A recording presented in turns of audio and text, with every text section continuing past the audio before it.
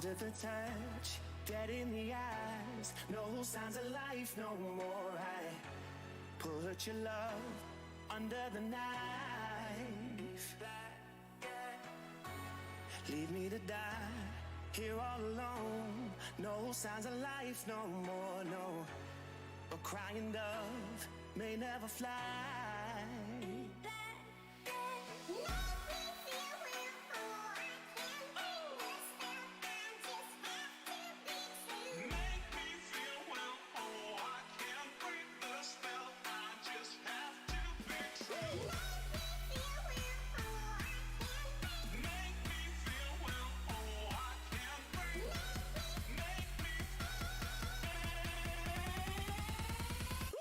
It's black and white.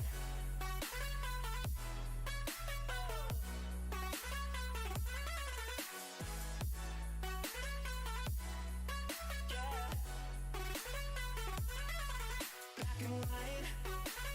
Oh, oh, oh,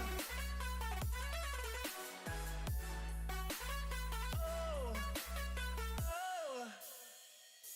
It's black and white. No more.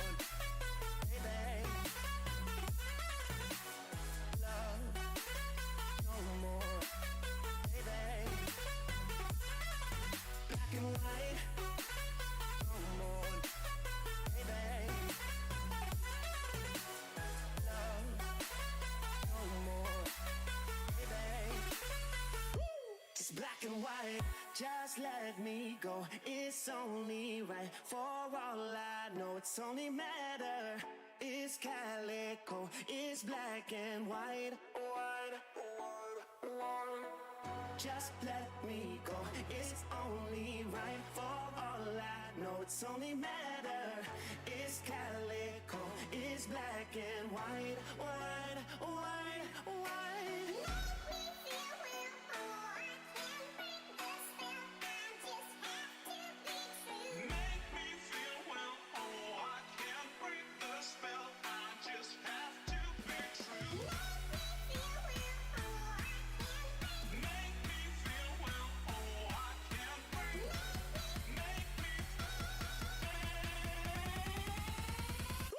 It's black and white.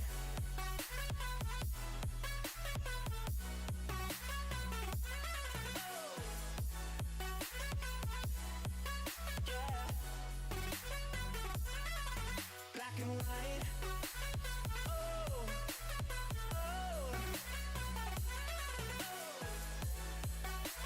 oh, oh, oh. It's black and white.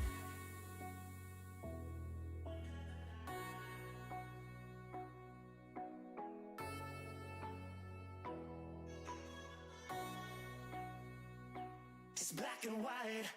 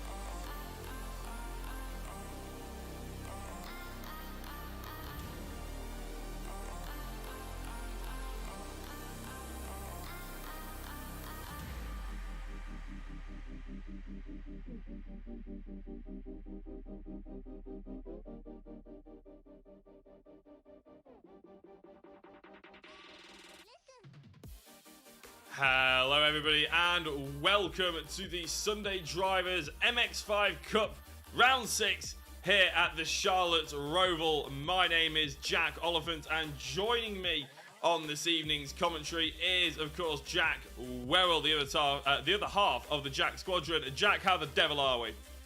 I am very well, thank you, Jack. And going off round 5 at Summit Point, we are in for one hell of a night. We saw battles up and down the order, and with Summit Point being a very twisty technical circuit with, of course, that very long start-finish straight, Charlotte Motor Speedway, we've been here at previous seasons. Of course, we were here last season, and now back here for season 2. We somewhat have an idea of what's in stock for us, but once again, it's a completely different circuit. It's got a completely different complexion to Summit Point. Obviously, it's got the long banked sections of the circuit, and then got the heavy braking zones of the chicane, and then you've got the somewhat technical but very wide infield. Of course, there's so many different lines you can take, and it's all about momentum in these cars. Only 180 horsepower. So I think tonight it's going to be one of the closest rounds we've ever seen. It will indeed, and that's going some, isn't it? It's a bold claim that you're throwing out here, Jack, because we've had some absolutely fantastic finishes. I mean, even back when we were in the US a couple of weeks ago at Daytona, that was stunning. Are you anticipating a similar kind of race finish here? Yes, I think it's going to come down to maybe not quite the level we saw. Obviously, Ben Hicks taking the top step of the podium at Daytona with what 5-6 cars all battling for that top step, all battling for those podium positions throughout the whole race. I think it was Sander Ware that held off everybody until I think pretty much the very last lap. I think tonight it will be similar, but of course you've got that very heavy braking zone and the final chicane, big sausage curbs, very easy to pick up a slowdown. If you finish the race with a slowdown, for example, if you carry too much momentum through that final corner on the final lap of the race, you're going to find yourself with a penalty and dropping right the way down the order. So I think it's going to be very attritional, but you've got to be aggressive but conservative. So it's going to be a very tricky night for some drivers, because we've seen throughout the season a lot of the drivers can get away with being aggressive. They are incredibly clean, but when they go for those moves, they can be decisive with them. They can be very late on the brakes, turn in at the very latest moments and compromise the other's line without picking up some sort of a penalty. So I think tonight is going to be one of those races where we will see lots of action, lots of door-to-door contact, but some very, very close racing. Yeah, indeed. And, well, you say that, the moves are always very clean and everything. It's not quite always the way, is it, with typical MX-5 sim racing? No matter where you look, it's not just this championship, obviously. Wherever you look in MX-5 racing on iRacing, there's always a little bit of rubbing his racing, shall we say, and maybe a little bit more than that as well. But it's definitely going to be entertaining, that's for sure. And towards the top end of the grid, we do often see very clean and very exciting racing, like you were mentioning there, Jack. In fact, as we're sort of moving on to that, we can have a quick look at how they were last time out, including our race winner from Summit Point, and that would be Patrick Borst, wasn't it? It was a very thrilling race with Kalle Kavisto in second place. Yes, it was indeed, of course, the Dutchman taking to the top step of the podium, getting those 30 points, and Kalle Kavisto, like I say, joining him there. Roberto Garcia Campos, after quite a hefty incident throughout the race. I think that was with Patrick Borst at the time. Oh no, I think it was Sander Borst actually that made contact with Roberto Garcia, because they were battling for the lead, of course. And it was in fact Patrick Borst, like you say, that took to the top step. But Roberto Garcia, instead of just taking the 25 or 26 points, he got the fastest lap, so he got 27, only 1 point away from Kalle Kavisto in that occurrence. But it was an incredibly close race up at the top of the order. Stephen Orell taking 4th and Scotty Angelo rounding out the top 5. So it's all very similar names that we see up at the top end of the order week in, week out. But they're never in the same order. The top 15 are always shuffled around. It tends to be the same names, but yeah, like I say, they're never in the same order. So the championship, you somewhat, you know what you're going to expect. Like you sort of know what names are going to be there, but what order, it's completely down to who gets to the line first.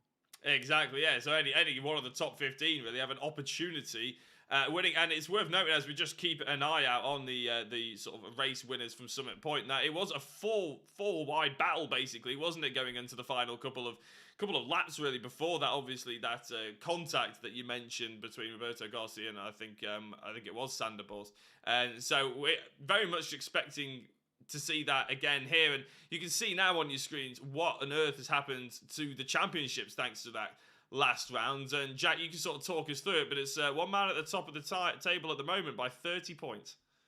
Yeah, Roberto Garcia, 30 points clear of Sander Borst on 134 points. And it's both the Borsts in second and third. Sander leading Patrick, 104 to 97. Chaz Dracar, of course, he's had some brilliant rounds. Silverstone, for me, was the standout round. Of course, we had recently lost Maury Walker, sadly. So he was running a special livery. He honestly, he was over the moon with it. It was a great performance from himself. He sat there in 90 points in 4th place. Ben Hicks, Daytona winner, sat there in 5th on 87, and you can see the rest of the order. But you can also see where there are multiple names in the same place. They're tied on points. Dalemans, Guara, and Svetanov all tied on 26 points for 25th place in the standings. Rene Ware and Henrico Puttenstein tied on 16 points for 32nd place. And Martin Pereira, Robert van den Heuvel, and Timo Paya all tied on 6 points for 38th place. So the championship is still very much up for grabs. Yeah, and Reeves and Mann in 28th as well. They're at a slightly different font or something there. It's a different size. But yeah, like you said, Jack, really tight. And it's not just individual championship, is it? I mean, as you can see now, we have a team championship to be dealing with, and iRacing Netherlands, it's not entirely surprising they're there at the top, because obviously their two Borsts are 2nd and 3rd in the individuals, so they're really running away with it in the championship at the moment, though. It could all change. It could indeed, and like you say, they're only 11 points clear of Fast Cars Go Bang, and FCGB have all got, I think they've got, what, 4-5 cars in this championship, so and iRacing Netherlands have only got 2, so it just shows that consistency is exactly where it's at. Hispania Racing sat there in 3rd, Simtech Racing in 4th, and Ignium Motorsport on 91 points in 5th, and you can just see everybody's getting very, very close together up and down the order. And I think for the moment, Chaz Draycott, the sole soldier at Zancho Simsport, in 9th in the championship standings on 59 points, only 1 point clear of H20. But you've got to remember, H20, that's a multi-car team, and for Chaz to do that single-handedly and still be ahead in 9th place, that's a great achievement. Well, considering he's also missed out on 2 rounds so far this season, obviously, with him commentating in real life abroad at Nagara, I think it was, last time out. That's why he missed last time.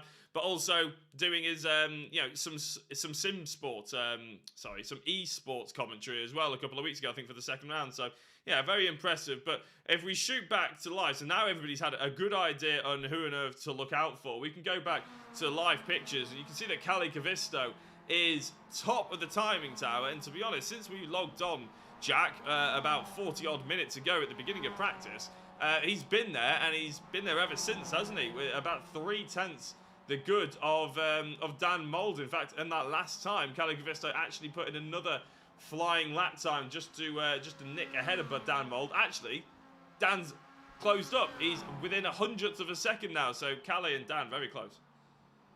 Yeah, he is indeed. You can, like you say, he posted the fastest lap of the practice session last time through at 1:32.75. Dan Mould only, like you say, less than 100th behind Kalle. Michael Elliott, he's always been in 2nd, barring Dan Mould, sat breaking Kalle Kavisto and himself. And yeah, 3.5 tenths clear of Michael Elliott was Kalle Kavisto at the start of the session, like you said. But that's no mean feat. By any means, because we know Kalle Kavisto, he doesn't hang around. Neither does Michael Elliott. So to see them up at the top of the order, it really shows the pace that Kalle has got tonight. And of course, Kalle and Michael Elliott, both SRL drivers, so SRL are in for a good night. Chaz Draycott sat there in 6th place in the number 30 Zancho Sim Sport machine. Currently posted a 1:33.26 was his best time. Somebody who I think is somewhat out of position is Roberto Garcia Campos. Very quick driver. Of course, he was very close to winning the race at Summit Point last time out at round 5, but he's in 11th place now, the number 19 Hispania Racing driver, 1:33.65. Is it sandbagging, or is it he's actually struggling for pace? It does surprise me though to see him that far down. Yeah, it's like you said, very surprising. Although, albeit, his actual fastest lap time isn't a million miles away. It's under a second between himself and Kalle Kavisto. It just so happens that second, or just under a second, covers 11 cars, which is very impressive. And these oval circuits, they are used to having hundreds, if not thousands, of a second between the cars, but not necessarily Rovals. And normally it's obviously a NASCAR or a NASCAR truck or something along those lines, having these sort of minimal margins. But these MX-5s really pushing it. And I'll tell you what, slipstream is going to be very important, isn't it? Because I reckon to pull those lap times out, I mean, we saw Kalle Kavisto working with one of the H20 cars to try and slipstream a little bit earlier on. I expect to see qualifying will be a bit like Monza in the F1, won't it, all those years ago, where nobody wants to be first, and it almost ends up as a bit of a car park, because nobody wants to lead the way. We need a Verstappen-esque driver who just says, you know what, stuff it, I'm just going to go ahead and set my lap time, so everybody can follow suit. And I think that's when you're going to see the really quick lap times in qualifying particularly, and that's also what's going to promote really quick racing and really close racing towards the end of the race tonight. Yeah, absolutely. You can see some of the drivers. They were somewhat. The SimTech guys really stand out for me doing that. They all work together in qualifying, week in, week out. They all leave the pit lane to get a banker lap in, and then they all leave the pit lane at the same time, crucially, to get that draft assistance, like you mentioned. And at Daytona, we saw exactly the same, and now you can see the overall gaps on the left-hand side of your screen. The top 12 all separated by 1 second. Then the gaps slowly start to open up, but it's just literally looking at Dan Mould and Kalle Kavisto, 300 separating them, and then Michael Elliott and Patrick Borst, 3,000 separating Kalle Kavisto and Dan Mould, but Michael Elliott and Patrick Borst, 1,500 separating the pair of them, and you'd expect nothing less from these guys. They're always absolutely tooth and nail for those positions, week in, week out, and the man we're looking at the moment, yeah, Roberto Garcia, he's just somewhat off the pace, and he has been running alone throughout most of this session. He hasn't had much like sort of assistance for anybody, but he's one of the people that has covered the highest laps. He's done what, 20 laps now, heading on to complete his 21st lap of the session, and to still not be there or thereabouts on the fastest lap. It's surprising, I think, is the best word for it. But we know his qualifying pace isn't necessarily representative of his race pace, but of course, race pace, you've got cars in front of you to work your way through. So in what is a very tight and twisty Sector 1 and somewhat Sector 2, he's got his hands full for the race. He does indeed, and another driver that you could probably say is maybe slightly out of position compared to previous performances, as Roberto Garcia is now no longer out of position, you'd say. Now he's launched himself into that top 5. As I say that, he's just been booted out of the top 5 by, I think, Steve Orell, who's put himself into 4th. But all of a sudden, Garcia, even though he's completely on his own and he's basically throwing my slipstream theory out the window by putting himself that close all on his own, he's finally got there on his 21st lap. And a driver who has also done 21 laps, but I would say is still out of position, but also not out on circuit, so he's not going to improve before qualifying, is Sander Borst. Sander Borst, who we know has got really good pace, really always running right at the front end with iRacing Netherlands. He's in 13th at the moment. So I would expect if he's not sandbagging, then he may well come through the order. He may well be sandbagging in practice, and he may well qualify a little bit better, but to do 21 laps and not set a better lap time than that, you do have to slightly worry for these drivers, but he's not out there at the moment, so maybe he's confident that he does have 2 or 3 tenths in him. Yeah, it's somewhat out of pace. You can see he's now gone up to 13th place. Sorry, he has not improved. He is still in the pit lane in that number 40 machine. 2 minutes of the session remaining, so he will not improve. We do have 15 minutes of qualifying and an 18-lap race still to go. So he's got the timeout on circuit already in hand, and he can carry that track knowledge and the car knowledge, not just from tonight, but of course the previous seasons and whatever else he's done elsewhere, whether it be in official races or not. But you can see everybody pushing the limits in the background. I think that's one of the power haul cars, the number 12 machine, has gone firing it off the road. That was Sebastian Hayne, that's evidently pushing the limits, following one of the H20 cars through, and Chaz doing exactly the same, taking the Joker lap through there. Was Chaz bouncing over the gravel and the grass and whatever else he can get stuck underneath his car. The Sancho Sim Sport driver really pushing the limits. He's got just over a minute to get back round to the start-finish line in hopes of setting another lap. But I don't think, please correct me if I'm wrong, Jacko, if you do cross the line even after, or even before, sorry, the checkered flag in a practice session, it will just stop no matter what. I think it depends on how the session is set up. I've seen it that they have 2 minutes to finish the lap, or I've seen it that they just have unlimited time until they finish the lap. I've also seen it as soon as the checkered flag drops, you get put into qualifying. Hopefully that is what happens, because normally, I think for practice, 50 minutes is plenty. They don't need that extra final lap. Qualifying, obviously, it's understandable. You want to finish your best qualifying lap. The tyres might be the best they are right at the end, depending on how well they've treated the car. But for practice, normally it is checkered flag drops and away we go sort of thing. So Chaz comes across the line for what was an outlap. So let's see. He is the guinea pig here. He had about 10 seconds, or he had about 15 seconds to go as he crossed the line. So as we count the timer down, let's see if they do get transported back. But like I said, in my opinion, 50 minutes of practice is plenty, because these guys will have had practice sessions leading up. They have had 3 weeks to practice. So let's hope that we come in with some decent racing. Yeah, absolutely. I'm glad you mentioned the 3 weeks, because of course every single time the stream ends, every single week, we think, oh, well, there you go. That's the question answered. Yeah, as soon as the 50 minutes does finish, you do get dragged straight into the qualifying session. But at the end of every single race, at the end of every 3 weeks, you think, oh, why can't we do this every week? Because you're really good. It's full of action, and every week at the end of the streams, we usually say it cannot get closer. And they always get closer and closer and closer and closer, and that seems to just be the way to go. Somebody evidently in the pit lane not realising they had a bit of steering lock on straight into the pit wall. So another great start for whoever that was. But now you can see the track is really starting to get congested. Everybody running out of the pit lane in their little Mazda MX-5s, getting ready to get those qualifying times in. And like you say, that draft, while it is somewhat effective, you've got to make sure you are behind a car that is either matching you on pace or slightly quicker, so you can really get the most out of the draft assistance. But I know you've got a little bit of experience in these Mazdas. How crucial is that draft to your lap time?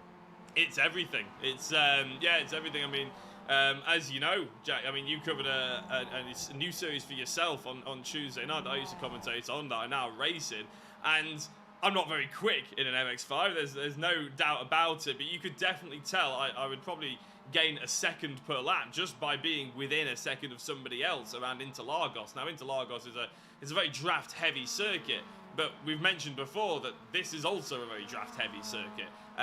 So you can expect to see, that's what I mentioned before, it's almost going to be like Monza in the F1 in 2018 or whatever it was, when it was just a car park and no one actually got across the line to start their final flying lap. You know, it's that important. Patrick Borst is deciding that it's not worth all the stress though. He's gone ahead. He's decided, you know what, I'm just gonna fly through. Don't even need my teammate. Whereas the H20 guys behind them, I think that's Javier Lopez, has decided, you know what, we need to work together here for the best opportunity. Maybe we didn't have the quickest cars in practice. Maybe we haven't done as much practice as we would like.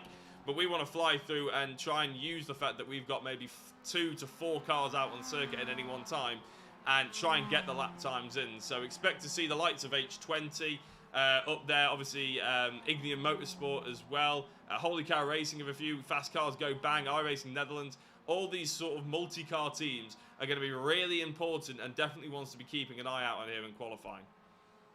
Yeah, absolutely. And I think in the final sort of 5 minutes of the qualifying session, we do need to have a look at some of the Simtech drivers, because they will be a flood with their teammates. That tends to be the way it goes.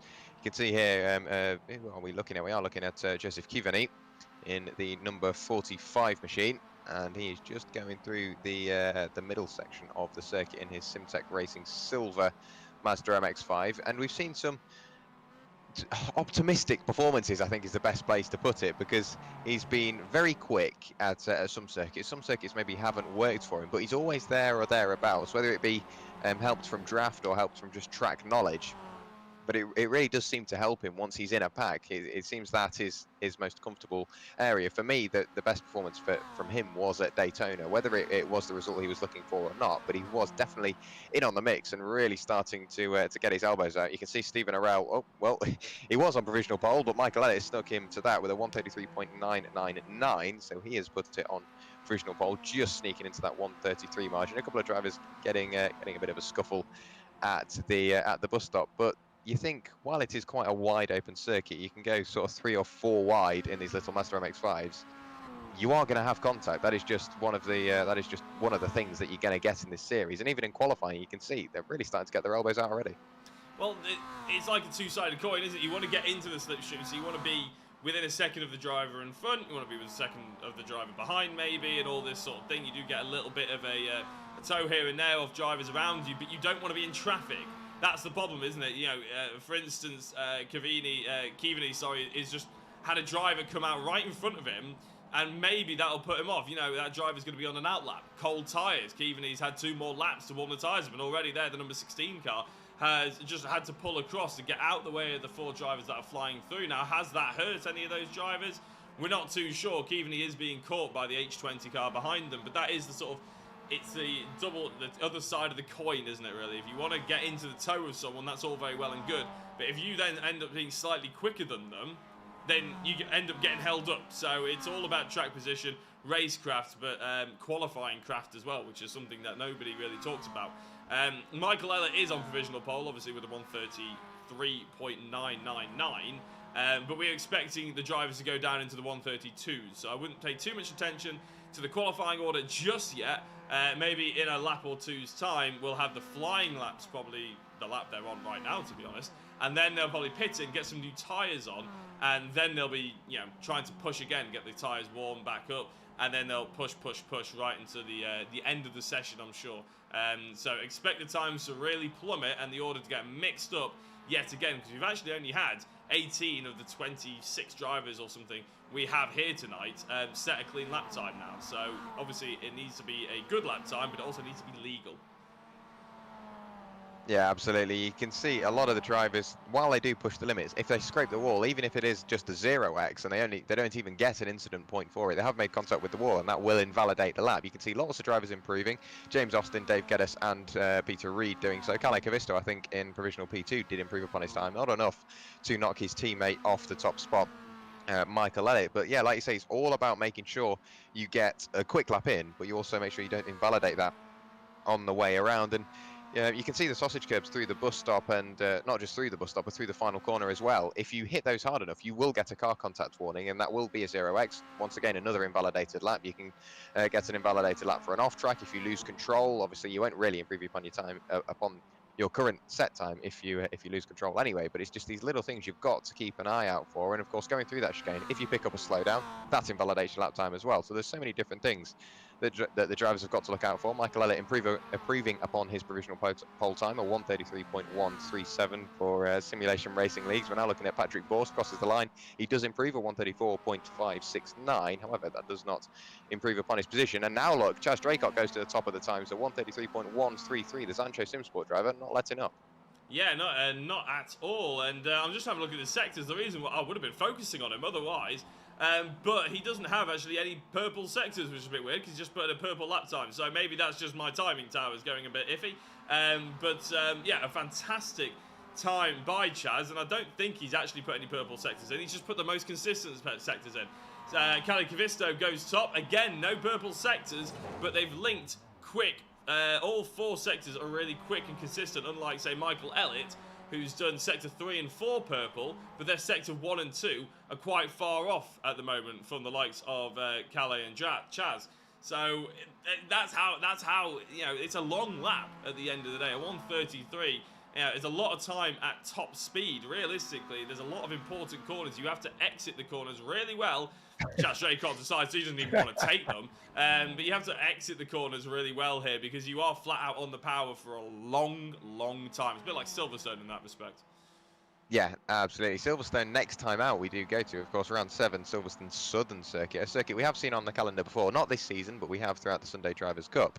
I think Louis Correa holds the fastest lap time around there, and that is, yeah, all about how you carry that momentum through the corners. Lots of long sweeping corners on the way. Just to have a look at some of the gaps between the drivers, Kalle Kavisto 800ths quicker than Chaz Draycott. Chaz Draycott 200ths quicker than Michael Ellett. Then we see about half a second gap back to Roberto Garcia Campos. So the top 3, somewhat of a breakaway, but of course only being half a second quicker than Roberto Garcia, Michael Ellett. So that is within draft range, and as soon as the race starts, it's all going to be about how you can break away. If Kalle Kavisto can leave Chaz and Michael battling, he can run away into the distance. And with it being only 18 laps, so not a massively long circuit, it's only about 2.3 miles or 3.7 kilometers.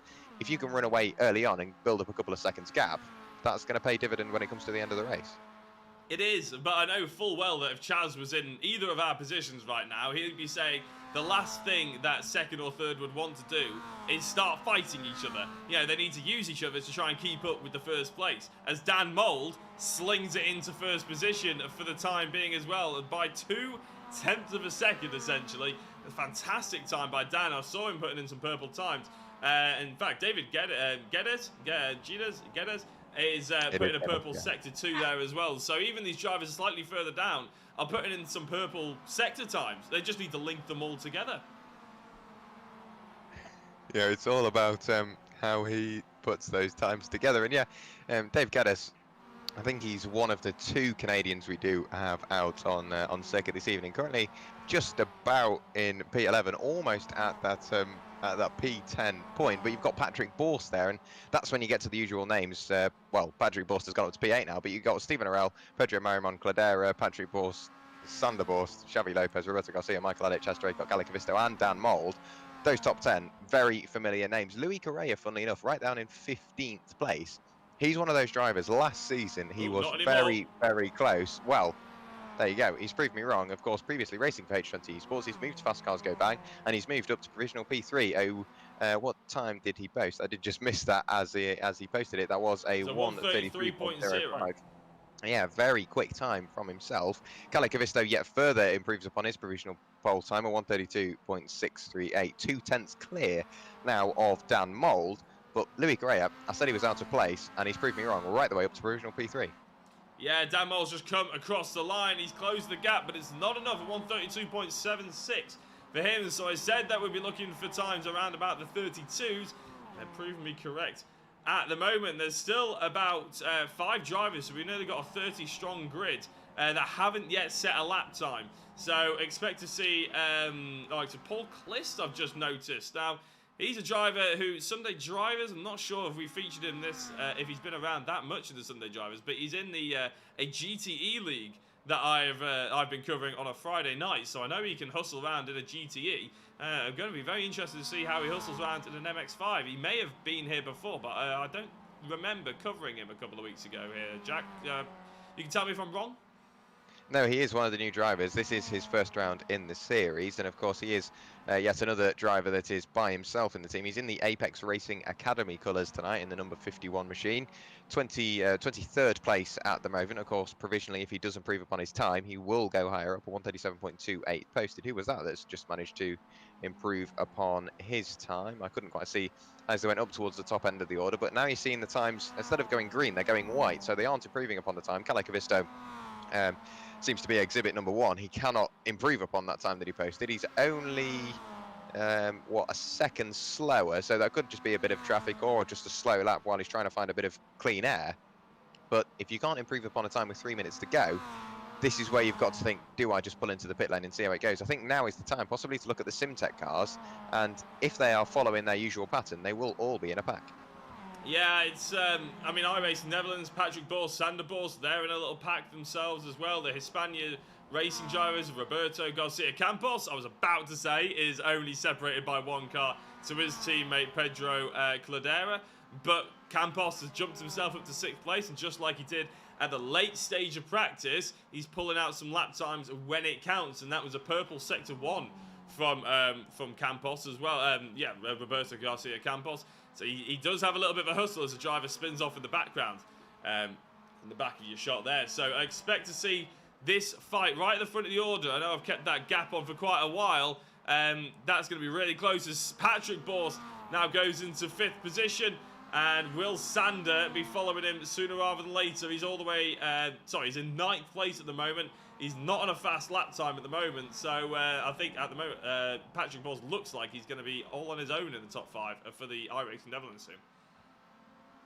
Yeah, it seems like he won't have that that help from his teammate. Sander Borst, like you say, down in 9th place. He is on an out lap, however, so we might see an improvement from himself. But Patrick Borst, he's not massively far in front of Michael Elliott by the looks of it, 1,000th in front. So the usual sort of gap you expect from the Sunday Drivers' Cup, and Chas Drake are only 6.5 hundredths up the road.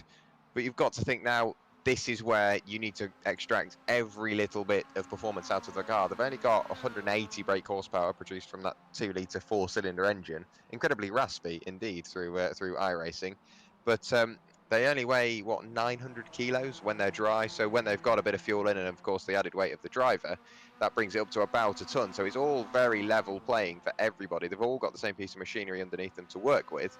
And this is where you need to find that extra little bit, whether it's a 10th throughout the lap or a couple of hundredths every corner. If you've got that in the tank, you need to make sure you use it at this point. You can see Roberto Garcia heading out on a lap on pit exit. He won't have the time to get round to the start finish line. We're looking at Stephen Arell now bouncing his way over the curbs, 2 wheels all the way through, coming towards the line now, crosses the timing beam. Does he improve upon his time? Currently in provisional P9. He does, goes up to provisional P8 at 133.324. Sander Ware improves as well, but he stays in 9th place. I think we still have Sander Borst possibly on a fast lap. He was on his out lap. Here he is now. With it being an open qualifying, they will be allowed to complete this lap even once the time ticks past the 15-minute mark. What do you think's in store for us? Currently sat in provisional P10. Where do you think he'll end up?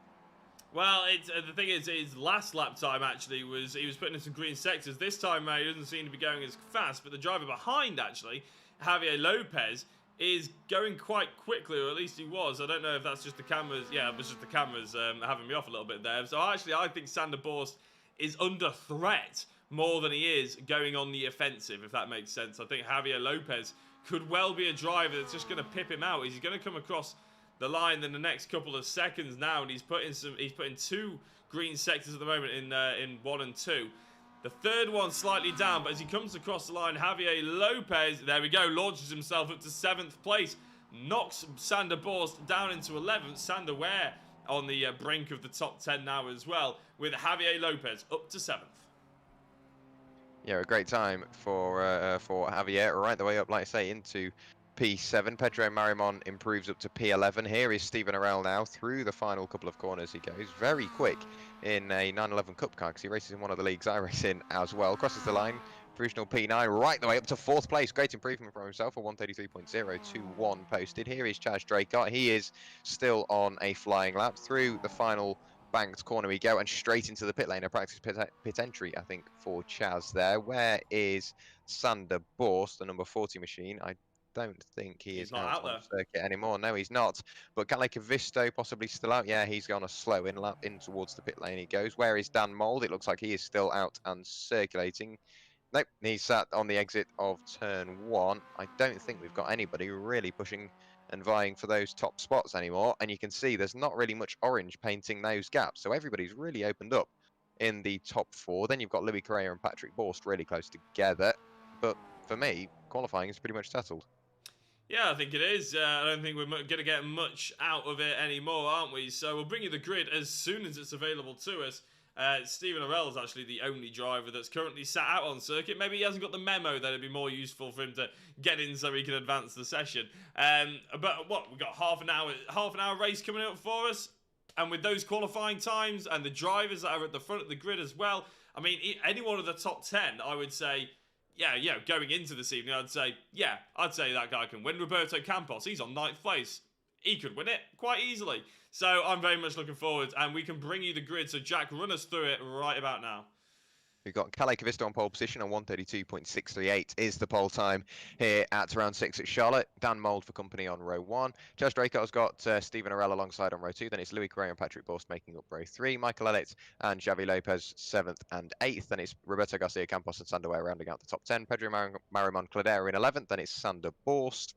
I have a few more to run through with Rob Jackson, Sebastian Hayne, Dave Geddes, Scotty Angelo. Then it's Mackenzie Mann, Joseph Kivani, Victor Oliveira, Rene Ware, James Austin, Alvaro Rodriguez, Peter Reid, and Paul Clist. I think in the background we will in fact have a rolling start this time through. Victor Oliveira, Rene Ware, James Austin, Alvaro Rodriguez Porter, Peter Reid, Paul Clist, Arturo De Villa, Andre Zeller, Jean-Louis Morget, Juan Benavides, and Jordanin Svetanov rounds out the grid in 29th place. And yeah, like I said, we do have that safety car in the background, everybody lining up, so that does mean we'll have a full warm-up lap and a rolling start here at Charlotte, Jack. I quite enjoy the setup that they've got going on here, you know. It sort of takes me back to when I used to race, and you actually have to, like, come from the assembly area and then drive your way onto the grid to get started. You know, it's normally, obviously, iRacing just spawns you on the grid, but this is quite good fun to see how they will sort of blend off and follow the safety car. I can't imagine. There we go. The safety car is moving away. I thought we were going to fear for the worst then already. A couple of iRacing Netherlands cars trying to pip the way, as some drivers always try and do.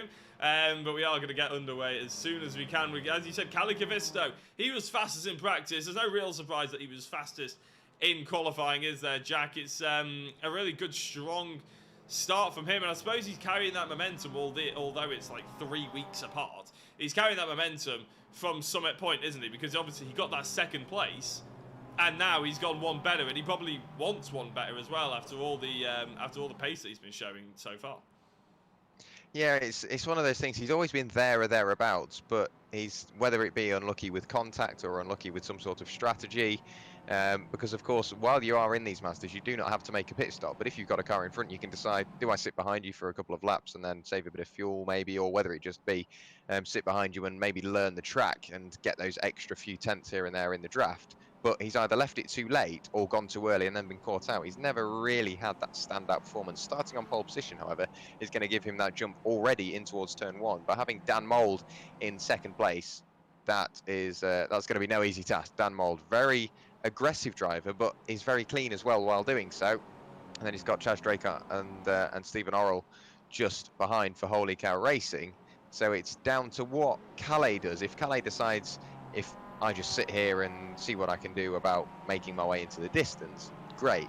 But if Dan Mould thinks otherwise, there's no way he's going to outrun him, because he's going to have a couple of 100 horsepower following him around in the shape of Chaz Draker and Stephen Orrell. So it's down to really the start. If Calais Cavisto can get the best start out of them all, then maybe he's got a good chance. But it's then escaping. That's a completely different book. I don't think they'll be able to escape. To be honest, I'm putting my eggs in the basket. I'm throwing my opinion into the ring. I think it's going to be very, very difficult, and I don't see it happening that someone's just going to escape unless there is a big amount of contact somewhere in the grid. So although Cavisto has done the hard work so far, all that practice realistically is only for qualifying. Once you get into the race, completely different kettle of fish. As I said, I can see ninth place Roberto Garcia Campos. There's every opportunity he could come through and take this victory, because they're all going to basically be in a line. But as they come around the final corner now, we can look forward to what is going to be, if nothing else, an extremely entertaining Sunday Drivers MX-5 Cup race here at the Charlotte Roval. It's a track that everybody has raced on if you've raced MX-5s on iRacing, so it's not going to be anything new for these drivers, but under the lights, it is going to be very exciting. And Jack, I'll leave you to it as the pace car pulls away as they round out the final couple of corners. Yep, Calais Cavisto coming through the final corner. He's already gone. He's already put his foot to the floor. Dan Mould following suit. Chaz Draker, all four wheels off the ground, just trying to chase him through. He's got Dan McCauley as his spotter this evening. That will come in handy, of course. But you can see Calais really starting to build that gap already, doing what he can. Like I say, trying to escape. It won't be enough, obviously, to get out of that draft range, but it is enough just to hold the cars behind off for maybe a couple of laps. Chaz Draker scraping the wall already, really starting to push the limits. Stephen Orrell following him through. Louis Correa in 5th place. Michael Elliott 6th. Patrick Ball 7th. Xavier Lopez in 8th. And Roberto Garcia in 9th. Sander Ware trying to keep up with that pack in front. You're slowly starting to see the lead trio escape from Stephen Orrell behind. So it's all down to what Steve can do in that number 68 machine at keeping up with Chaz Draker. But sometimes, if they are in communication, even if they're not, the lead trio can almost sense what each other are going to do. If they can get away and not battle each other now, they can enjoy the rest of their race. But when you've got all of these drivers following them through, it's very much easier said than done. You can see the quartet behind of Stephen Orrell, Louis Correa, Michael Elliott and Patrick Borst up on your screen now. Patrick Borst, a formidable force, as well as Michael Elliott. You can see now Calais Cavisto being challenged for the lead. Dan Mould looking around the outside, heading in towards the bus stop. He's going to have to be very late on the brakes. He will be given the outside. Calais Cavisto bouncing over the curbs. He's got to be careful not to run wide. The front doesn't quite grab as much as he'd like. Chaz Draker almost cutting Dan Mould in towards the wall. I think that was Chaz going to the inside. Dan maybe not being as quick on his mirrors as Chaz would like. Chaz is now looking to the outside. It will give him the inside for the final corner. You can see he's going to have to go the long way round, but lap 1 of the race is already over. 1 minute and 30 already gone. Yeah, and it's just been as exciting as we were expecting, isn't it? Dan Mould going from 2nd to 1st and now back to 3rd. Calais Cavisto holding out on his lead for now, but Chaz Draker just being patient, making sure he's picking the right time to actually go for the race lead. And if nothing else, we saw how powerful the slipstream can be. And if anybody was keeping an eye on the timing tower on the left-hand side, you saw drivers flitting up and down, overtaking, maybe having a little bit of contact left, right, and centre, basically. Everybody has pretty much changed position since the start, and that didn't happen until right towards the end of that lap. And you can see already the iRacing Netherlands driver Patrick Borst has got a good view of Steve Orrell and Michael Elliott as Elliott goes very wide. Orrell trying to hold the inside and get both apexes. He's going to carry on having that position, but Elliott's going up the inside now. Can the iRacing Netherlands car go through as well? The orange is streaking up the inside, and there we go. Stephen Orrell getting hung out to dry on the outside of this oval. Yeah, so for the moment, it's looking rather promising for Chaz Draycott. He's been on the outside for the best part of 1.5 laps now. Since the start of the race, he's really been looking this way and that, trying to get past Dan Mould. He is on the inside now. Dan got caught out by Calais on the lap prior, and Chaz later on the brakes right the way up. And now you can see, look who's getting in on the mix. Louis Correa on the tail end of Dan Mould. Michael Elliott now leading the quartet behind, but it's somewhat 3 for second place. What did I say, Jacko? Calle Cavisto, he's doing what he can while everybody's being held up battling. He's seen in his mirror that Chaz has been battling down, and of course Dan's now going to be held up with Louis. He's leaving. He's just leaving. He's checking out. He's wanting to get rid of that draft range. If we have a look at the gap to the cars behind now, it's best part of 2 seconds. So while it was going to be a difficult task, he's done so. Sorry, yeah, it is 2 seconds back to where Louis Correa is, 1.1 back to where Chaz is now.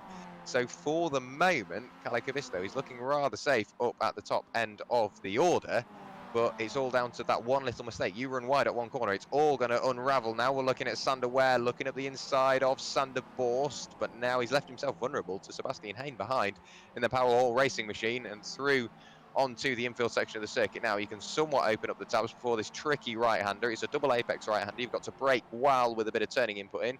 It's very easy to get caught out. You can see a big look up the inside for Sander Ware. Can't quite get the move done here, but we know what Sander Borst is like. He can drive the widest MX-5 we've ever seen, places it in the middle of the road and leaves you very little room to manoeuvre, but does so safely as well. On towards the oval now, and I wouldn't be surprised if we see Sander Borst go right down to the bottom, make sure he leaves somewhat of a half a car width. You can see Sander Ware up the inside.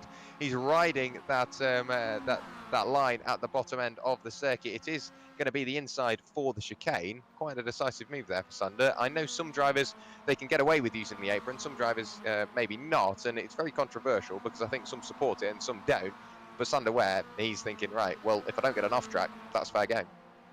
Sebastian Hayne is probably looking at this thinking, where on earth do I try and put my car right now? Because Borst in the bright white car, I don't know if that's an error on our end or their end. Obviously, he's supposed to be an iRacing Netherlands orange machine. So apologies on the broadcast. It looks like he's in a bright white car as Ware makes a mess of it, hits the curb and ends up falling back. And I said it, Sebastian Hayne goes through. For once, one of my predictions comes true. Dan Mould and Calle Cavisto. There's quite a gap between them, actually. It's Dan Mould, Chaz Draycott, and Louis Correa. Louis Correa goes through on Chaz, so I think Chaz tried to overtake Dan again, or vice versa. They've changed position so many times in the last lap that it's hard to keep up with sometimes. But you're right, Calle Cavisto has checked out. 3.5 seconds the gap now between himself and Dan Mould. So I think I'm just going to give up giving my opinion on anything racing-wise, because I just end up being completely wrong. As Calle Cavisto disappears into distance. He's already halfway to Silverstone at this rate, trying to practice for that next round.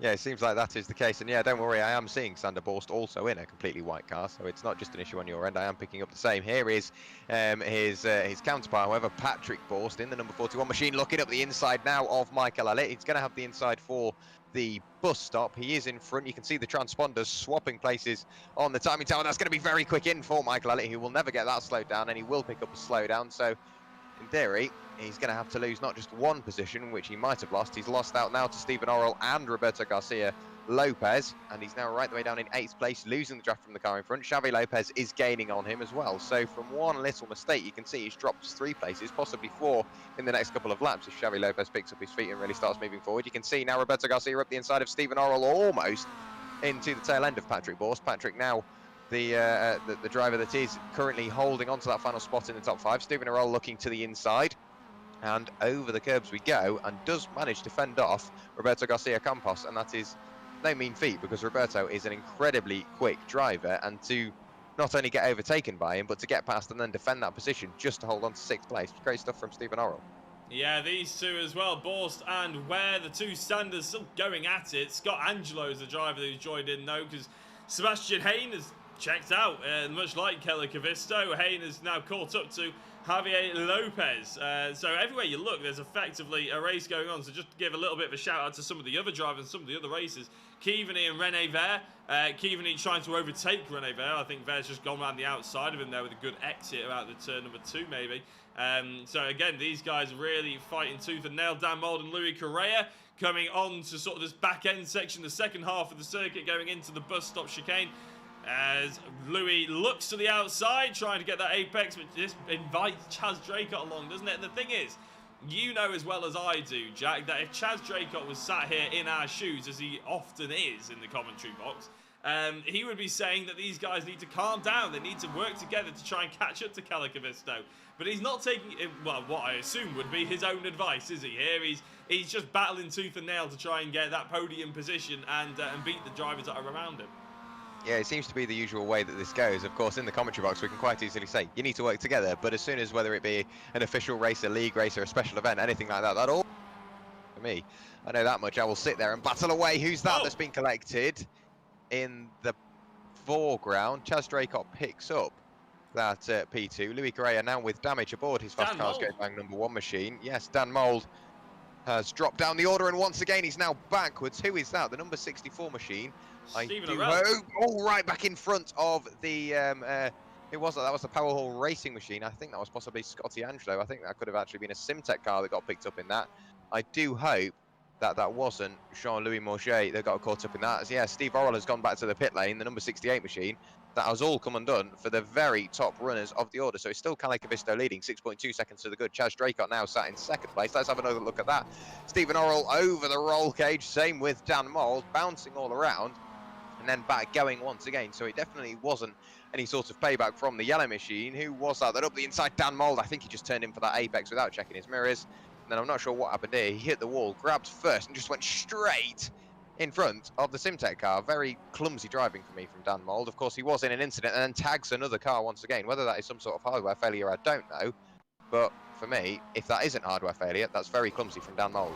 I think that's Jean-Louis Mauger that he actually makes the initial contact with, and then carries on going, and then it's Stephen Orrell that he makes the contact with going into this corner there. There we go. He just comes across the driver there, and obviously there's a little bit, and like you said, I think Dan Mould should know better than that. He's been around long enough to know better than that one. So that's an unfortunate incident, but let's try and focus back on what's happening up ahead, and Sander Boers, Michael Elliott and Sebastian Hayne.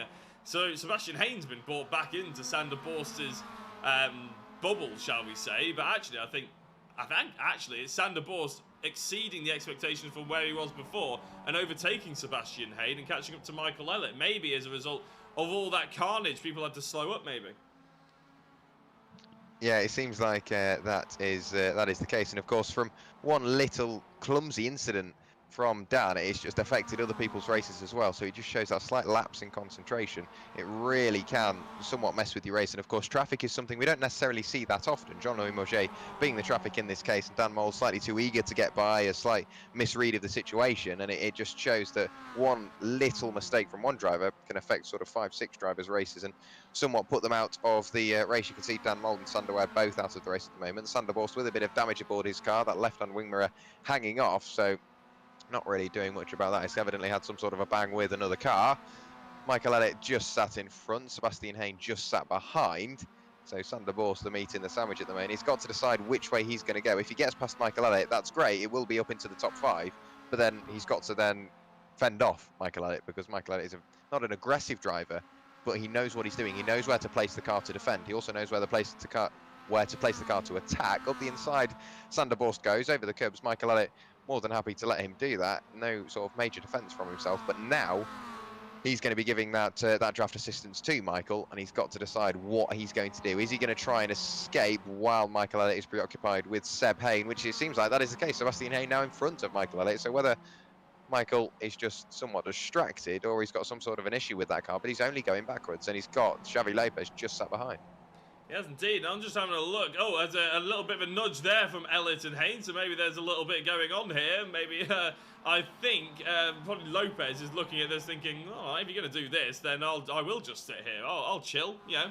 I'll wait to take my opportunity and see what happens, but they look like they've calmed each other down now. I mean, to be honest, iRacing sometimes makes contact look worse than it is, doesn't it? That's one of the sort of features of the physics engines, which iRacing is, you know, continuously updating and adapting, especially at the week 13s, as we call it, basically at the end of a normal iRacing season. They bring out a big update which changes the physics engine, changes how they crash. So sometimes it can go in their favour and it becomes a little bit more realistic, and sometimes a car can breathe on each other and they'll end up flipping. So, it is what it is at the moment. It's, you don't really have any choice in it. Sometimes the contact that you may think that wouldn't really affect too much in real life can have massive consequences. And maybe that's something we just saw then, because Javier Lopez and Sebastian Hayne are fighting, because Elliott maybe just had a little bit of a touch with Hayne. To be honest, I was having a look at my timing time more than the actual race, Jack. Maybe you can give us a bit of an update on that one. Yeah, I've got to say I was looking at the timings as well, and it was another hit into the wall there for Xavi Lopez through the final corner, and Sebastian Hayne did the same. So I think it was just Xavi following Seb Hayne, and that's something we don't really mention that much. But if you are following a car, you're a very similar pace, so you've got to try and find little advantages here and there, whether it be a couple of tenths every corner if you can, or using that draft assistance. I'm sure you've seen it in your MX-5 ventures as well. But if you are following a car, it's very easy to follow it too closely, follow the exact lines, and brake when they brake. But if they brake too late and end up in the wall, and you're braking while they're braking, you're going to follow them off into the wall, and you're not going to be hitting some soft tyre barrier. You're going to be hitting close to a ton of MX-5 as well. So it's going to be very difficult if you are following a car that closely. I think Xavi Lopez falling foul of that one. Very easy mistake to make. But yeah, like you say, Seb Hayne and Michael Elliott making a bit of contact. I think Michael maybe tried to carry as much momentum as possible through the infield section of the circuit. Seb Hayne not quite as fortunate to do the same, and they all some sort of dominoed effect together. You can see Louis Correa now looking to make his comeback drive. We've seen him as high as, third place, up into 21st now, picking off Rene Ware, who's very much out of place. I feel like when we covered that Dan Mould incident, we didn't actually catch that Louis Correa had come off so badly in it. So I found where his crash is, and we're just going to have a quick look at it.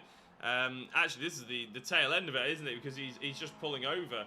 But it's not actually coming up very clearly about what exactly happened to Louis Correa. So maybe we'll just have one last quick look at the Dan Mould crash, but then shoot to Louis Correa's point of view and see what happens to him here. Because obviously he's looking at it. Does he just go into the back of it? He does.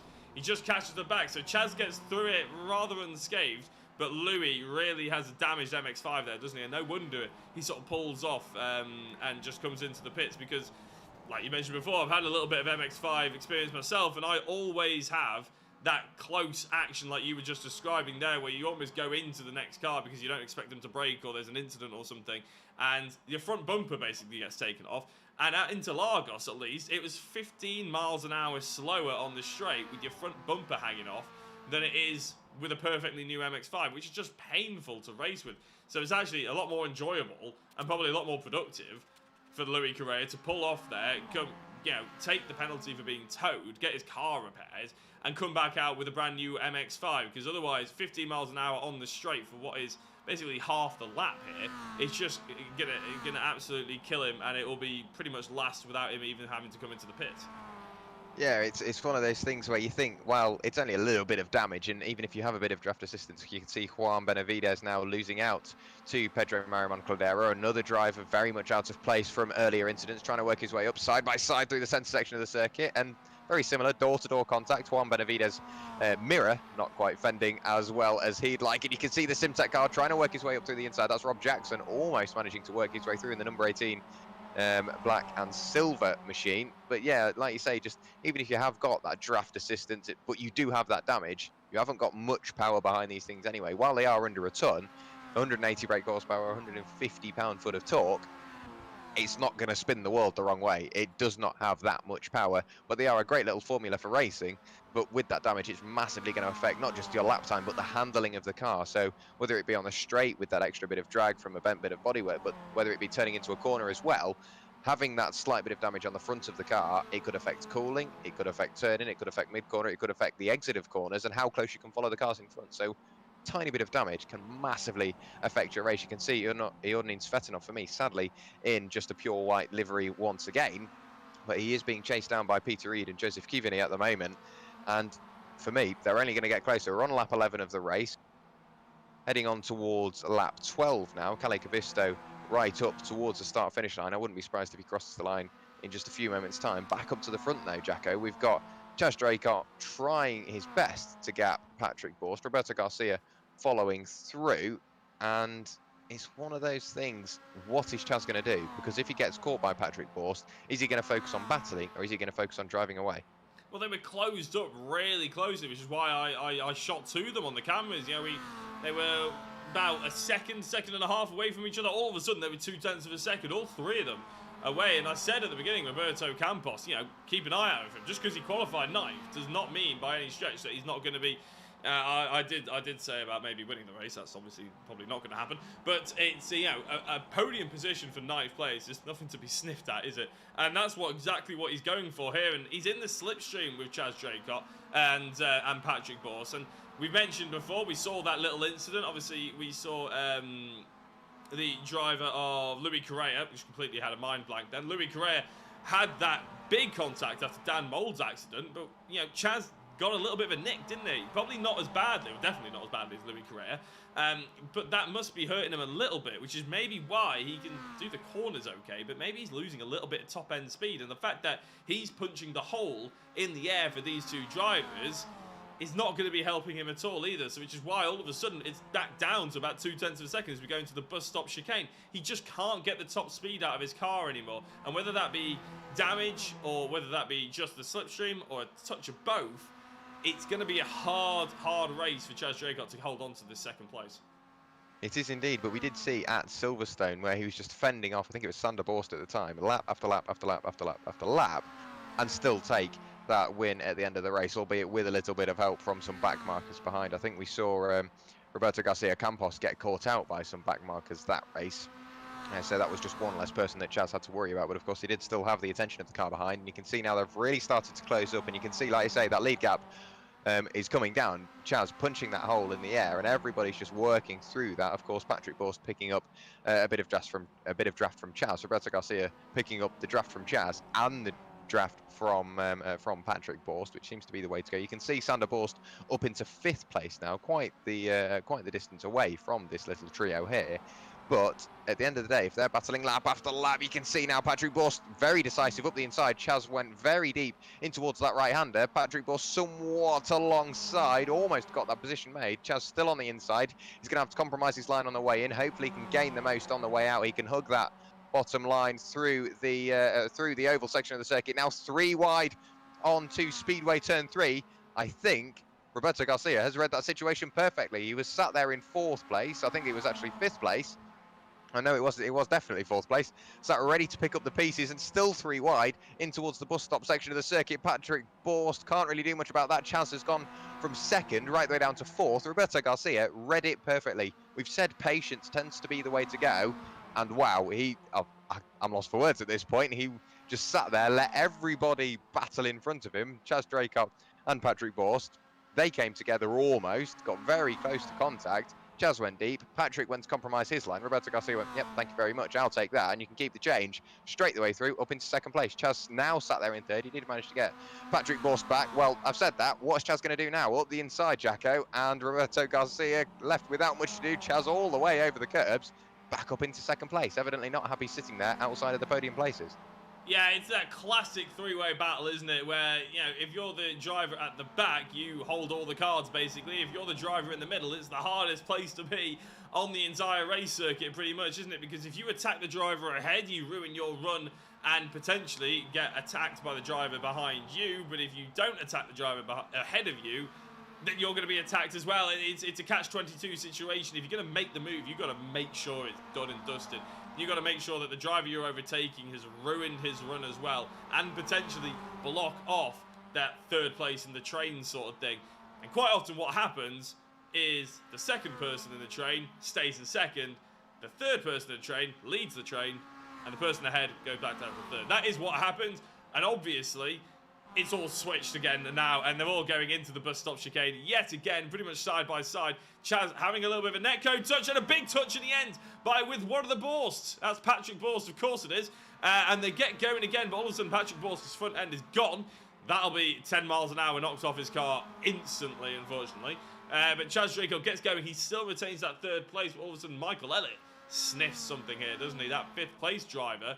Maybe he's seen that they've ruined their run through the bus stop. This is a fantastic opportunity to try and push the car as hard as he can to maybe have a think about that 4th place. But to be honest, he hasn't caught anywhere near as much as I thought he would.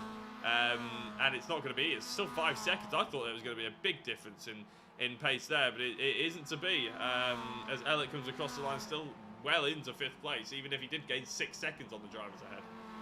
Yeah, and one of the things to note, you can see those 3 cars all have damage. Michael Elliott with damage on the right-hand side of his car, Patrick Borst with damage on the front of his car, and Ches Draycott with damage on the left-hand side of the car. So I think altogether, you could somewhat make a very clean MX-5.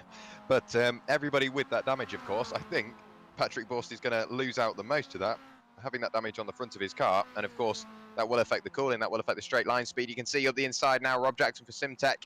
And there you go, right the way up the inside of Arturo De Villa. And he has made that work in the number 18 machine. Up into 16th place now, on towards the oval. He carries that superior momentum, and there you go, position made. And he's chasing down Louis Correa now, who I've got to say, a brilliant comeback drive. He's had that damage on his car. I think he returned to the pit lane up into 15th place now. So he is somewhat close to that point scoring positions. You can now see Joseph Kivini trying to do what he can to defend from Peter Reed, both Simtech drivers at the moment. You can see Peter Reed with the luminous orange wheels upon his Global Mazda MX-5 Cup car, and Joseph Kivini sat doing what he can to hold on to that 10th place. I'm sure the pair of them are within contact, whether it be Discord or whatever else they decide to use, TeamSpeak, or yeah, like I say, any other communication they decide to use. And for me, Jacko, something I've just noticed, we've been saying all night, it's the usual names up at the top. And as per usual, whatever commentators say, the drivers go, no, we're not having that. Mackenzie Mann and Dave Geddes up at the top of the order. 9th and 7th, 2 drivers we don't normally see that high up. What a great race from the pair of them. They've both gained 8 positions. And to be fair to the man who separates them at the moment is Svetanov. 21 positions gained so far. We will just bring up the amount of positions gained in a second. There we go. We can see them on your screen. So 21 position gained for Svetanov. Peter Reed has got 12, and Paul Clist is up 11. I saw him in an incident on lap 1, actually, so that's a good recovery drive as well. It's only Kavisto and Chaz Draycott who haven't really moved, but we know full well that Chaz Draycott has moved an awful lot this race. Just so happens he's ended up where he is. Patrick Borst and Sander Borst, there we go. So you said Patrick Borst is going to suffer. Well, Michael Elliott's gone through, and as well as Sander Borst has gone through as well. So Patrick, it's going to be a hard race for him going forward from now. But if you ever wanted to see, I don't know about you, Jack, because obviously you've been covering the Sunday drivers for a lot longer than me. But I've never seen a gap quite as big as we've had from Kelly Kavisto to Roberto Campos in this series so far. 10, 11 seconds, I mean, correct me if I'm wrong, but 11 seconds on the Sunday drivers MX-5 from what I've seen is pretty unheard of and extremely impressive. And we haven't really given enough credit to Calais since he's driven off into the distance, because, well, there's been no reason to watch him compared to the rest of the field. But he's done a stunning job, stellar, and he's on the penultimate lap now, and you just can't put enough respect on the name tonight, can you? No, honestly, I have never seen a gap like it. The Sunday Drivers MX-5 series, I was covering it last season with Chaz, and I've been covering it this season with yourself, and I've never seen a gap like it. 11.3 seconds, and he's still going. He could afford to give up 5 seconds a lap and still sit there and finish on the top step of the podium. But no, he's keeping his foot flat to the board, and Calais Kavisto, he's a great character in the commentary box, albeit slightly monotone. But honestly, the personality of Calais is absolutely brilliant on and off the circuit. And to see him right the way up at the top of the order, he really does deserve it. And we said at the start of the night, Jacko, we've got to focus on Calais, possibly making a breakaway. And he's done that. And we've also said he's had some good luck, some bad luck. But annoyingly, it's never really been that in-between margin where it's put him up at the top of the order. And tonight, he's proved us wrong, and it's great to see him up there. Roberto Garcia sat there in 2nd place, Chaz Draycott in 3rd after making contact with Michael Elliott. That's Scotty Angelo into the side of Alvaro Rodriguez. He does manage to keep the engine running, puts the clutch in and rolls backwards in that number 31 machine. He's now rolling down the circuit. Actually, I think he might have stalled it at that point, so couldn't quite keep the engine running, waiting for a free space of track. You can see the engine running now, and he does return to the pit lane, so deciding maybe that is going to be the end of his race. So now riding on board with Mackenzie Mann, the number 37 machine in 9th place. He has got in front of his teammate Joseph Kivini. That's Michael Elliott from 5th place. He has spun out of the bus stop, and it's incredibly hard to spin one of these MX-5s. I can't imagine there wouldn't be contact. There you go. He flicks one way, flicks the other, narrowly avoids the car in front. But the number 4 machine from 5th place, dropping right the way down the order. So SRL, not a great night further back. However, Calais Kavisto still up at the top end of the order on the final lap now. And yeah, Patrick Borst working his way through. Maybe not the way you'd like to, but I've got to say, That's decisive. That is just MX-5 action. They treat them like touring cars. If you end one of these races with both your wing mirrors and a perfectly clean car, you've done Sendo Traves MX-5s wrong. And I don't think there's a single clean car tonight that hasn't been into the pit lane. Stephen Arell now sat trying to fend off Arturo De Villa, while also just sat behind our leader, I believe, Kyle Vista. Yeah, just Stephen Arell there. I just noticed him because obviously he's one of those drivers that got involved in that big incident with Dan Mould and obviously Louis Carrera and Chaz Draycott with the end of the incident sort of thing. And I was just noticing that he's fought his way up as well. So it's not only Louis Carrera who's done quite well after it all, it's also a few other drivers. But as Kalle Kavisto comes through the bus stop chicane, he's only really got one set of corners to go before he takes the victory for the first time this season at the Charlotte Roval. It's not everybody's cup of tea, but it is still an important round. They all count the same at the end of the day, so Kalle will be absolutely delighted. He had his second place at Summit Point, and it looks like as long as you can nail the two apexes, Kalle Kavisto is going to take the checkered flag for the first time this evening in first place here at the Sunday Drivers MX-5. Fantastic win by Kalle, and nearly 11.5 seconds back is Roberto Campos in second place, followed by Chaz Draycott, who now comes across the line to round out the podium.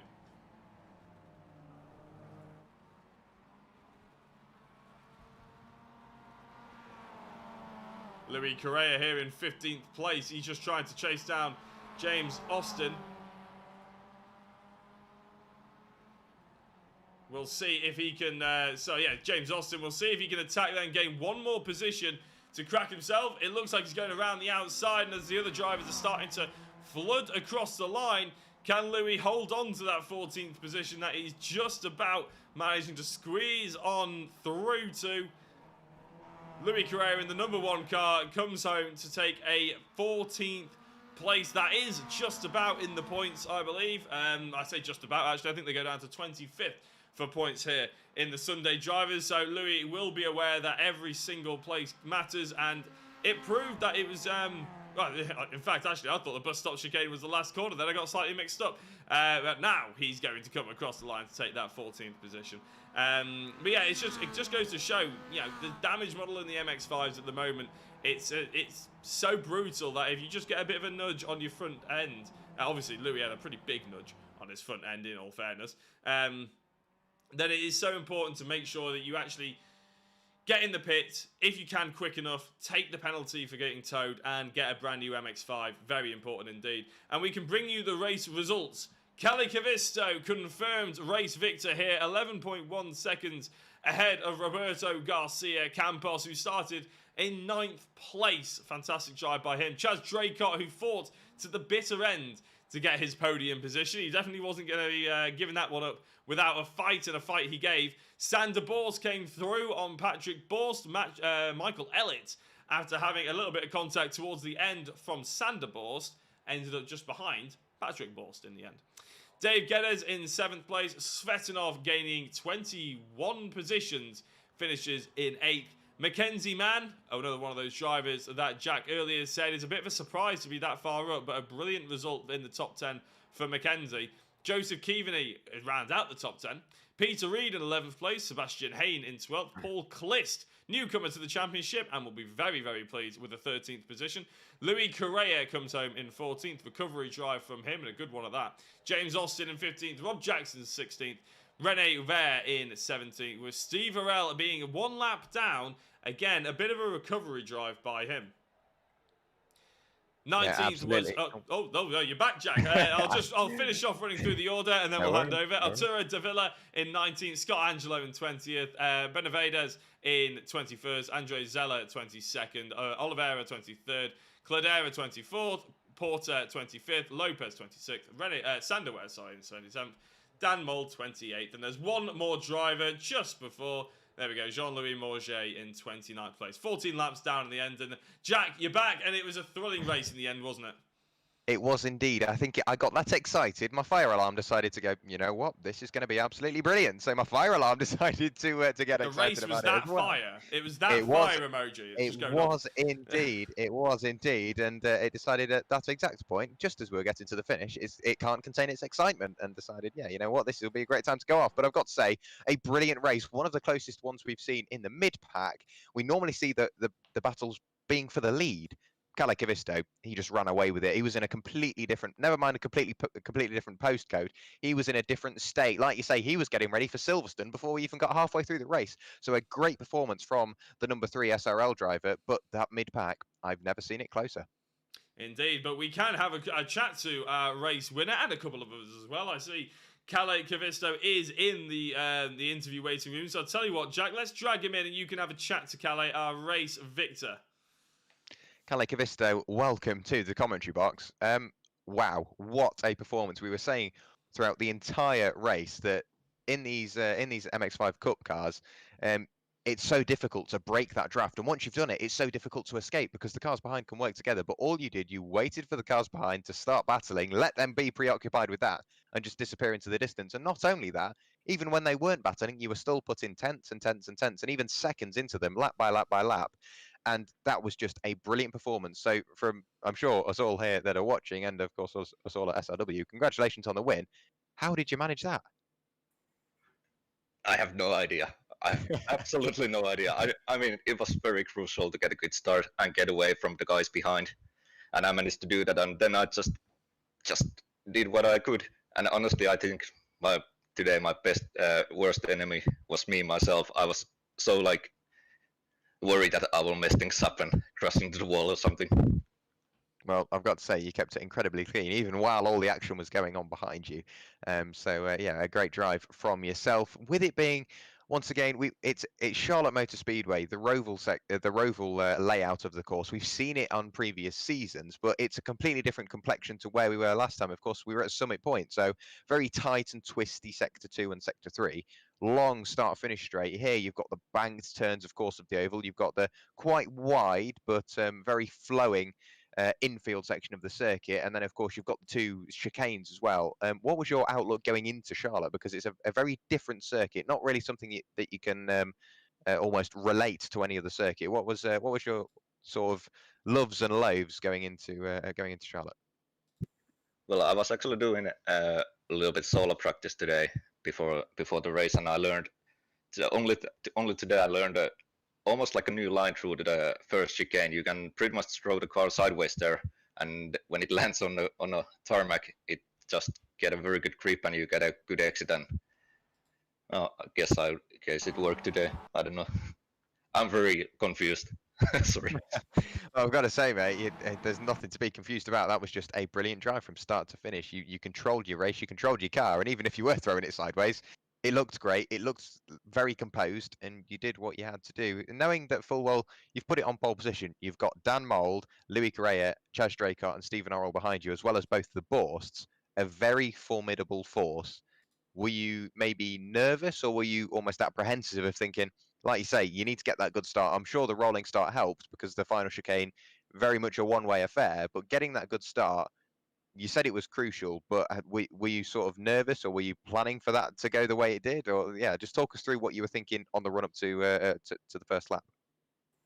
Yeah, like I said, it was very crucial to get a good start, and yeah, I was a little bit nervous because we saw during the practice and during the qualifying test that me and Dan, we were having quite the same pace, and then I know that Dan maybe he has a better racecraft, so I just tried to get away from him, and what was just wishing that the guys behind will give him a hard time.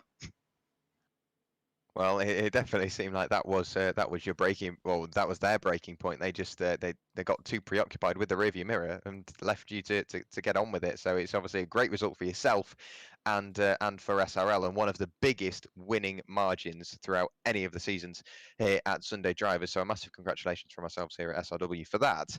Before we let you go, reading it generally off the script, anybody you'd like to thank or shout out before we let you go?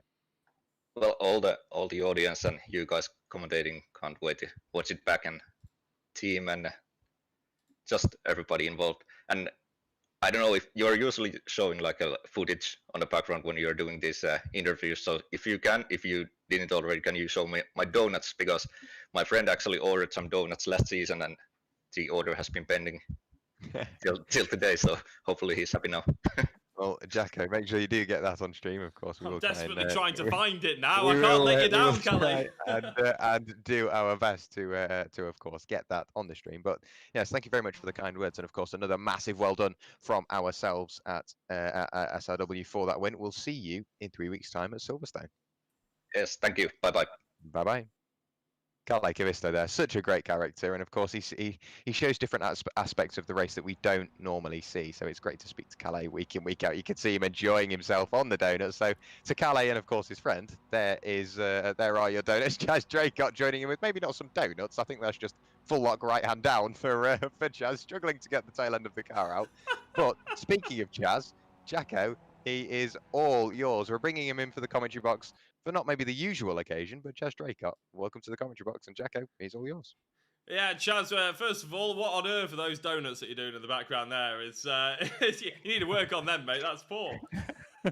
Yeah, I thought, you know what, Calais did so well, and you know he's such a nice guy as Cavisto. I thought, stuff it, you know, I'll go alongside him and we'll do some donuts together. And they were the most absolutely naff donuts I think I've ever done in my life. But yeah, it's all in good fun, isn't it? Well, we'll let you off because you must be pretty exhausted after that race, mustn't you? I mean, you were in every single battle, I think, going pretty much. You fought tooth and nail for that third place. Does it feel quite sweet to have it after that kind of race? In fairness, I did my first practice this morning. I wasn't home for most of the day, and yeah, this morning I did a few laps, and I think I was about a second off the pace. And I mean, like off the pace of like the midfield guys, I was easily, I think from some of the practice results I'd seen, I was like 20th. And I really thought this is not going to be easy tonight. And then I don't know where I pulled the quali lap from, because that was a second faster than I'd gone all day. But I was pleased with that. But yeah, to get, I mean, I said it on my stream. If you would have told me I would have got my worst result in the series tonight, I'd have definitely agreed with you. If you'd have told me it'd be third place, I'd have said you were mad. But, you know, I'm still 100% podium record. I can't be upset about that. It was great fun. Patrick's mistake, I don't know where, well, the incident, let's say, I don't know whether it was Patrick's mistake or whether it was mine, but you know, it was just close racing going into a chicane. I think he overcooked it a little bit, but you know, I didn't lose any time I lost time, but I didn't lose any positions from it. Still got a podium. The only thing I'm a little bit down about is that Roberto's got more points on me tonight again in the championship, and with me missing a lot of rounds, it's not going to be easy to catch up. Well, now I suppose you are obviously aiming for that championship. You got the one eye on it at all times, but if you're sort of jumping away and jumping back into the series here, there, and everywhere, I suppose maybe it's more about sort of taking it round by round and trying to enjoy it and get back into the racing, because you don't do an awful lot of racing now, do you? Because you're basically always doing what me and Jack have been doing tonight, you know, and talking about it instead. Yeah. Well, I've just been saying that to the guys on my stream then as well. You know, there's a lad that I used to work with that's just popped up in the chat, and you know, the last time we properly spoke about my commentary, it was when I got the F1 esports gig in 2019 at the British Grand Prix, and you know, since then things have changed a lot, and I do it full time now, and it really is the dream. But yeah, it's great to still be in touch with it. You know, I never want to be away from the sim racing stuff, because it's where I started. It's where I've learnt my craft and been able to perfect it. But racing on it is the most fun you can do. And I mean, this car, this series, you know, there's so many fantastic people in this series. It's great to be a part of. And, you know, they've not kicked me out yet for having too high I rating. So, you know, I've got to thank Sander for that. Well, I was going to say, you're not actually, to be fair, you sound like you're blowing it up there, but 2,300 you've got. Roberto Garcia has got 2,700 on you. So, you know, a little bit high. You got a little bit of work to do there, Chaz. Dan Mould on 3,300. Yeah, I've always got work to do, mate. Don't you worry. Yeah, no. My pace is less than desirable. Let's put it that way. Well, I think you ended up getting the result, didn't you, at the end of the day? So you must be pleased about that. We'll let you get off relatively quickly, Chaz, and get to sleep, because I'm sure you're probably up busy making project files and thumbnails tomorrow morning for SRW. So you know it, as you always seem to be. But yeah, is there anything you'd like to give a quick shout out before we do let you go? All the guys in my Twitch chat, as ever, it's great to have the guys watching along as well. You guys for the broadcast, you've been doing a mega job since you took over from yours truly and whoever else was doing it last season. There was a bunch of us, so keep it up. All the boys at Sim Racers World TV, and of course all the lads at Zancho as well. Got the t-shirt on again tonight. Silverstone Composites, our sponsor. Simply Race. There's so many people. But yeah, everyone that just continues to support me. Dan as well, Dan McCauley. He's not been here tonight, unfortunately, but he's always a legend. Always keeps me laughing, as Mr. Werrell will know very well. But yeah, there's an endless list I could start to go over, but they're the main ones. And Beth, we all love Beth, bless her. No wonder there's so much contact on your car, so much damage. You haven't had Dan McCauley telling you to pull out or anything, have you? Yeah, well, to be fair, I got lucky with that incident in front of me with Louis and Dan, because I don't know how it looked at your end, but Louis was literally in the air and landed on my front right when I went through it. So yeah, that was pretty scary. But what a race! I mean, what a race tonight. Calais, I had nothing for him at all. He deserves that win so much. Really does. Actually, but that was something we mentioned on the stream, and maybe you can give your opinion on it once you watch the stream back about maybe not fighting between each other and trying to catch up. But you can give us that feedback afterwards and that answer afterwards, because obviously we're going to try and round out this stream. So thank you very much, Chaz, for jumping in. No worries, boys. Have a good night. Cheers. Bye-bye. And that was Chaz Drake, our third place man, coming in for a chat after obviously we had our race winner Calle Cavisto in a little bit earlier. Unfortunately, Roberto Campos hasn't joined us, so it's probably about that time that we have a final word about the Charlotte Roval and maybe look forward to Silverstone, Jack.